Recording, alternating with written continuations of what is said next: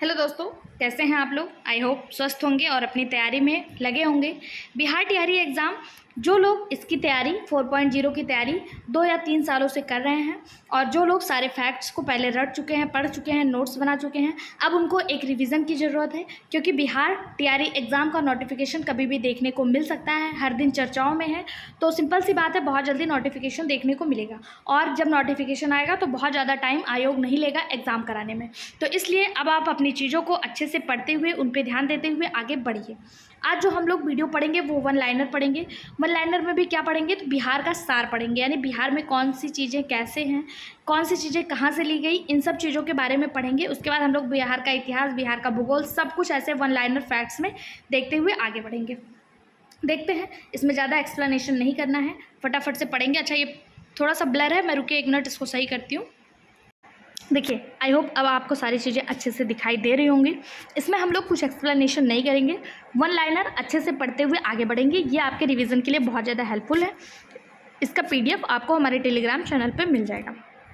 सबसे पहले बिहार का नाम कैसे पड़ा, तो बौद्ध भिक्षु जो थे वो यहाँ पे बहुत ज़्यादा रहते थे और बौद्ध भिक्षुओं के रहने के स्थान को बिहार कहा जाता था। विहार वहाँ रहता था और इसी के नाम पे इसका नाम बिहार पड़ गया। ठीक है, इसकी स्थापना 22 मार्च 1911 में हुआ था। कब हुआ था? 22 मार्च 1911 को बिहार को बंगाल से पृथक कर प्रांत बनाने की घोषणा दिल्ली दरबार में हुई थी।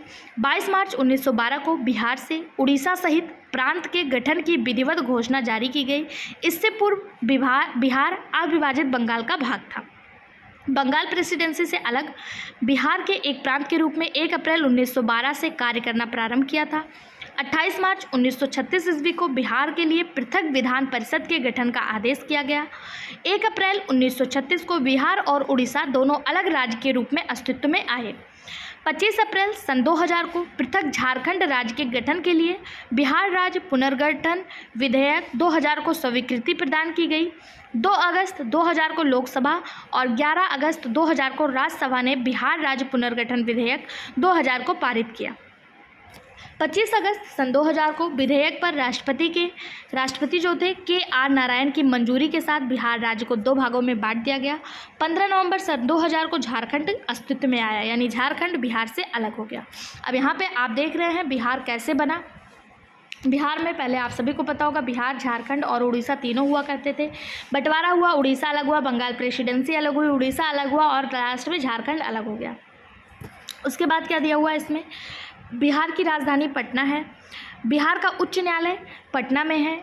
उच्च न्यायालय की स्थापना 1 दिसंबर 1913 को हुआ। इसका उद्घाटन 3 फरवरी 1916 को हुआ। बिहार अगर क्षेत्रफल की दृष्टि से बात करें, अच्छा बिहार का स्थापना दिवस बात करें, बिहार का स्थापना दिवस 22 मार्च को मनाया जाता है। कब? 22 मार्च को। और 2010 में इसे सबसे पहली बार बहुत बड़े पैमाने पर सेलिब्रेट किया गया था। यहाँ से भी क्वेश्चन पूछा जाता है किस वर्ष किया गया था, तो 2010 में। ठीक है, आगे देखते हैं। बिहार की क्षेत्रफल की दृष्टि से अगर बात करें तो 2011 की जनगणना के अनुसार हम लोग सारे डाटा को पढ़ते हुए चलेंगे। तो ये 13वें स्थान पे था जब तेलंगाना बना। तेलंगाना कब बना? 2014 में। उसके बाद ये जो है 12वें स्थान पे आ गया क्षेत्रफल की दृष्टि से। उसके बाद जनसंख्या की दृष्टि से तो ये 3रे नंबर पे है। पूरे भारत में कितने नंबर पे है? 3रे नंबर पे। बिहार की राजकीय भाषा हिंदी है और द्वितीय राजकीय भाषा जो है वो उर्दू है। द्वितीय राजकीय भाषा क्या है?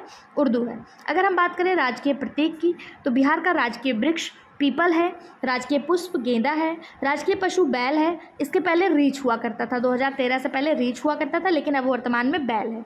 राजकीय पक्षी गौरैया है। इसके पहले नीलकंठ या नक्ता हुआ करता था, लेकिन अब क्या है? गौरैया है। बात करें भौगोलिक परिदृश्य की, तो इसका अक्षांशीय विस्तार और देशांतरीय विस्तार। अक्षांशीय विस्तार और देशांतरीय विस्तार क्या होता है? ये उत्तर, दक्षिण, पूर्व, पश्चिम वाला जो विस्तार होता है इसी को अक्षांशीय विस्तार और देशांतरीय विस्तार कहते हैं। बिहार के अक्षांशीय विस्तार 24 डिग्री 20 मिनट 10 सेकंड से लेके 27 डिग्री 31 मिनट 15 सेकंड उत्तरी अक्षांश में है, यानी कि उत्तर की तरफ है।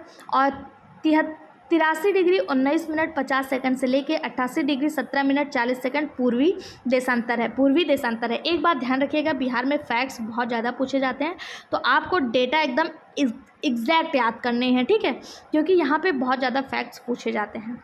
बात करें बिहार के टोटल क्षेत्रफल की, तो बिहार का टोटल क्षेत्रफल 94,163 वर्ग किलोमीटर है। और इसकी जो लंबाई है उत्तर से दक्षिण यानी कि नॉर्थ टू साउथ, ये वाली जो लंबाई है ये 345 है। कितनी है? 345। और इसकी जो चौड़ाई है यानी पूरब से पश्चिम ये 483, यानी चौड़ा ज़्यादा है लंबा कम है। लंबाई 345 और चौड़ाई 483 है। अगर बात करें बिहार के टोटल क्षेत्रफल की, तो अभी हम लोगों ने देखा बिहार का टोटल क्षेत्रफल 94,163 वर्ग किलोमीटर है। लेकिन अगर बिहार के शहरी क्षेत्रफल की बात करें तो बिहार का शहरी क्षेत्रफल 1095.94 वर्ग किलोमीटर है। ग्रामीण क्षेत्रफल 9,22,000 एक मिनट रुक जाइए, हाँ 257,257.51 वर्ग किलोमीटर इसका ग्रामीण क्षेत्रफल है। और समुद्र तल से ऊंचाई 173 फीट है। सामान्य वर्षा 200 मिलीमीटर होता है। कितना होता है? 200 मिलीमीटर देखने को मिलता है। और औसत वर्षा का जो दिन है वो 52.5 दिन एक वर्ष में देखने को मिलता है। कितना? 52.5 दिन एक वर्ष में यहाँ पे औसत वर्षा होती है।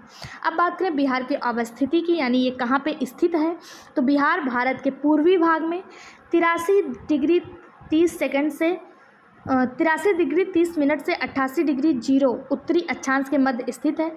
यह एक भू आवेशित राज्य है। यह उत्तर में नेपाल यानी ऊपर की तरफ नेपाल, दक्षिण में झारखंड यानी नीचे की तरफ झारखंड, पूरब में पश्चिम बंगाल और पश्चिम में उत्तर प्रदेश से सीमा साझा करता है। अगर पूछा जाए बिहार से इसकी टोटल सीमा कितनी है, तो बिहार से इसकी टोटल सीमा 729 किलोमीटर नेपाल से सीमा साझा करता है। ये 3 राष्ट्रीय और 1 अंतर्राष्ट्रीय सीमा बनाता है। अंतर्राष्ट्रीय सीमा कौन सी है? नेपाल की है। कितना है? 729 किलोमीटर है। ठीक है, आगे देखेंगे प्रशासनिक परिदृश्य। अगर पूछा जाए बिहार में कितने प्रमंडल हैं, तो बिहार में 9 प्रमंडल हैं। कौन कौन से? पटना, मगध, सारण, तिरहुत, दरभंगा, कोशी, पूर्णिया, मुंगेर और भागलपुर। अच्छा फ्रेंड्स, आपको एक बात बता दें, हमारे इसी चैनल पे मेरे ही द्वारा बहुत अच्छे मैप के साथ आपको बिहार के ज़िले और बिहार से सटे हुए राज्य, मतलब बिहार जो अपने राज्य अलग राज्यों से सीमा साझा करता है, कौन कौन से ज़िले हैं, उनको बहुत अच्छे से ट्रिक के माध्यम से इसी चैनल पे पढ़ाया गया है। अगर आप चाहें तो उन वीडियो को भी देख सकते हैं। ठीक है, बिहार में प्रमंडल कितने हैं? 9। जिले कितने हैं? 38। अनुमंडल कितने हैं? 101। सामुदायिक विकास खंड जिसे ब्लॉक कहा जाता है ये 534 है। पंचायत 8406 है यानी 8406 है। राजस्व ग्राम 45,103। नगरीय संकुल या समूह 14 है। ये अभी तक एग्जाम में नहीं पूछा गया लेकिन इंपॉर्टेंट है। नगर 199 है। पुलिस थाना 853 है। पुलिस थाना 853 और पुलिस जिला जो है वो 43 है। कितना है? 43। इसको भी स्टार मार्क कर लीजिएगा। पुलिस जिला कितना है? 43। अब हम आगे देखते हैं और क्या क्या दिया गया है। उसके बाद हम देखेंगे महानगर। महानगर बिहार में कितना है? तो महानगर एक ही है। कौन सा है? पटना है। विधानमंडल द्विसदनीय है जिसमें विधानसभा और विधान परिषद दोनों देखने को मिलता है। ये भी थोड़ा सा ब्लर हो गया, रुकिए 1 मिनट। ठीक है, अब आई होप आपको चीज़ें साफ दिखाई दे रही होंगी। विधानमंडल कैसा है? तो द्विसदनात्मक है यानी विधानसभा और विधान परिषद दोनों देखने को मिलता है। अगर बात करें विधानसभा में सीटें कितनी हैं बिहार की, तो विधानसभा में बिहार से 243 सीटें हैं। कितनी सीटें हैं? 243 सीटें हैं। और विधान परिषद सदस्यों की संख्या 75 है। लोकसभा में सीटें 40, राज्यसभा में सीटें 60। लोकसभा में अनुसूचित जाति के लिए आरक्षित सीटें 38 हैं। कितनी हैं? 38 हैं। वहीं अगर आपसे पूछ लिया जाए विधानसभा में अनुसूचित जाति के लिए आरक्षित सीटें कितनी हैं, तो 2 हैं। लोकसभा में अनुसूचित जाति के लिए 6 सीटें और अनुसूचित जनजाति के लिए विधानसभा में 38 सीटें। और विधानसभा में अनुसूचित जाति के लिए सीटें 38 और अनुसूचित जनजाति के लिए 2। 1 मिनट, मैं इसको एक बार फिर से बता देती हूँ क्योंकि आरक्षण से क्वेश्चन पूछा जाता है। लोकसभा की टोटल सीटें 40 हैं। कितनी? 40, जिसमें से 6 जो हैं वो अनुसूचित जाति के लिए आरक्षित हैं। ठीक, ये समझ में आ गया। विधानसभा की टोटल सीटें 243 हैं। कितनी? 243, जिसमें से 38 सीटें अनुसूचित जाति के लिए और 2 सीटें अनुसूचित जनजाति के लिए आरक्षित हैं। आई होप इतनी चीज़ें आपको क्लियर हो गई होंगी। अब देखते हैं राज्य जो बिहार से सीमा साझा करते हैं। इसको बहुत अच्छे ट्रिक के माध्यम से और मैप के माध्यम से हमारे इसी चैनल पर समझाया गया है। अगर आप देखेंगे बिहार भाई अनामिका सिंह डालेंगे तो आपको मिल जाएगा। आप चाहें तो उसको भी देख सकते हैं, जो आपको याद करने में कन्फ्यूज़न बिल्कुल नहीं होगा क्योंकि वहाँ पे मैप के माध्यम से और ट्रिक के माध्यम से हर चीज़ें अच्छे से समझाई गई हैं। पहले देखते हैं झारखंड। झारखंड से बिहार का कौन कौन सा राज्य सीमा साझा करता है? कैमूर, रोहतास, औरंगाबाद, गया, नवादा, जमुई, बांका, भागलपुर, कटिहार। कैमूर बिहार, झारखंड और उत्तर प्रदेश दोनों से सीमा साझा करता है। अब बात करें उत्तर प्रदेश से कौन कौन करता है, तो कैमूर तो करता है। इसके अलावा बक्सर, आरा, सारण, सिवान, गोपालगंज, पश्चिमी चंपारण, ठीक है। पश्चिमी चंपारण की बात करें तो ये नेपाल और उत्तर प्रदेश दोनों से सीमा साझा करता है। नेपाल से पश्चिमी चंपारण, पूर्वी चंपारण, सीतामढ़ी, मधुबनी, सुपौल, अररिया और किशनगंज। किशनगंज को उठा लेते हैं तो किशनगंज झारखंड और नेपाल दोनों से सीमा साझा करता है। पश्चिम बंगाल से 3 जिले सीमा साझा होते हैं, कटिहार, पूर्णिया और किशनगंज। ठीक है। नेपाल से मैंने आपको बता दिया पश्चिमी चंपारण, पूर्वी चंपारण, सीतामढ़ी, मधु, सुपौल, अररिया और किशनगंज। अगर इसको याद करने का एक ट्रिक मैं आपको बताऊं कि चंपा और सीता मधु और सूप बना रही थी, तभी वहाँ एक सांप आया और वो चिल्लाई, अरे रे कृष्ण भगवान बचाओ। ये इसका याद करने का ट्रिक है। इसी तरह से ट्रिक के माध्यम से मैंने सारे जिलों को याद करने का तरीका बता दिया है, आप लोग जाकर वहाँ देख सकते हैं। अगला क्वेश्चन, भारत के कुल क्षेत्रफल का बिहार कितना है? तो भारत के कुल क्षेत्रफल का बिहार 2.86% है। वन कितने हैं? तो 7.75% है। जलवायु कैसी है बिहार की? मानसूनी है। बिहार की सबसे बड़ी नदी गंगा है। सबसे गर्म कुंड ब्रह्मकुंड है, स्टार मार्क करिएगा। सबसे गर्म कुंड कौन सा है? ब्रह्मकुंड है। सर्वाधिक पाई जाने वाली मिट्टी जलोढ़ है। प्रमुख जो फसल है वो चावल है। सर्वाधिक और सबसे कम क्षेत्रफल वाले जिले कौन से हैं? तो सर्वाधिक यानी सबसे बड़ा जो क्षेत्रफल रखता है वो पश्चिमी चंपारण और सबसे कम क्षेत्रफल शिवहर, स्टार मार्क करिएगा। सर्वाधिक क्षेत्रफल वाले 3 जिले पश्चिमी चंपारण, गया और पूर्वी चंपारण। सबसे ज़्यादा क्षेत्रफल पश्चिमी चंपारण, फिर गया, फिर पूर्वी चंपारण। और सबसे कम क्षेत्रफल, तो सबसे कम पे आता है शिवहर, उसके बाद अरवल, उसके बाद शेखपुरा। यानी कि सबसे नीचे कौन सा है? शिवहर। सबसे कम क्षेत्रफल किसका है? शिवहर का। आगे देखते हैं, जनसंख्या 2011 की बात करें, जो जनगणना हुई थी उसके अनुसार बिहार की टोटल जनसंख्या कितनी है? तो बिहार की टोटल जनसंख्या 10,40,99,452 है, जिसको आप लगभग 10,41,00,000 लिख देते हैं, लेकिन ये एग्जैक्ट 10,40,99,452 है। इसमें पुरुष जनसंख्या कितनी है? तो पुरुष जनसंख्या 5,42,78,157 है। 5,42,78,157 पुरुष जनसंख्या। महिला जनसंख्या 4,98,21,295 है। जनसंख्या घनत्व 1106 प्रति वर्ग स्क्वायर किलोमीटर है। जनसंख्या वृद्धि 25.42, भारत की कुल जनसंख्या का 8.60% है। और वैसे कितना है पूरे भारत का? 25.42। लिंगानुपात की बात करें तो लिंगानुपात 918 है और शिशु लिंगानुपात 935 है। लिंगानुपात 918 और शिशु लिंगानुपात 935 है।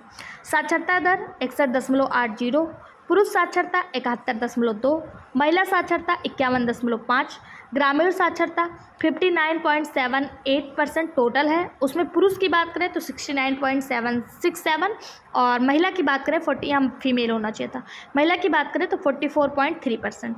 शहरी साक्षरता की बात करें तो टोटल 76.86% है, जिसमें पुरुष 82.76 और महिला जो है वो 61.95% है। ठीक है। साक्षरता की दृष्टि से भारत में इसका क्रम कौन सा है? तो 35वां है, यानी सबसे लास्ट में है। जितने भी स्टेट और यूनियन टेरिटरी को मिलाकर ये 35वें नंबर पे है। ग्रामीण जनसंख्या कितनी है? तो ग्रामीण जनसंख्या 88.71 है। शहरी जनसंख्या 11.29 है। शहरी जनसंख्या कितनी है? 11.29। पटना में जनसंख्या कितनी है? पटना इसकी राजधानी है, तो पटना में जनसंख्या कितनी है? तो पटना में जनसंख्या है 16,84,222। गया में कितनी है? तो गया में 4,68,614। भागलपुर, मुजफ्फरपुर, बिहार शरीफ इसके बाद जनसंख्या है। ठीक है। बिहार का मेट्रोपॉलिटन यानी महानगर किससे कहा जाता है? तो बिहार का मेट्रोपॉलिटन जो है वो पटना को कहा जाता है। सर्वाधिक जनसंख्या वाले 3 जिले, तो सबसे ज़्यादा जनसंख्या बिहार में है, पटना में है।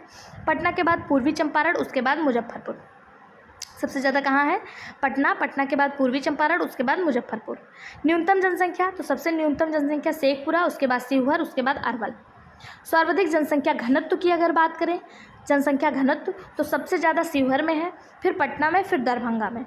ठीक है। यहाँ से पूछा जाता है सर्वाधिक जनसंख्या वाला जिला, तो शेखपुरा, न्यूनतम शेखपुरा, सर्वाधिक पटना। देखिए इस बात को ध्यान दीजिएगा, यहाँ सर्वाधिक जनसंख्या पूछा है, सर्वाधिक जनसंख्या पटना, न्यूनतम जनसंख्या शेखपुरा, सर्वाधिक जनसंख्या घनत्व यहाँ पूछा है, जनघनत्व पूछा है। ठीक है।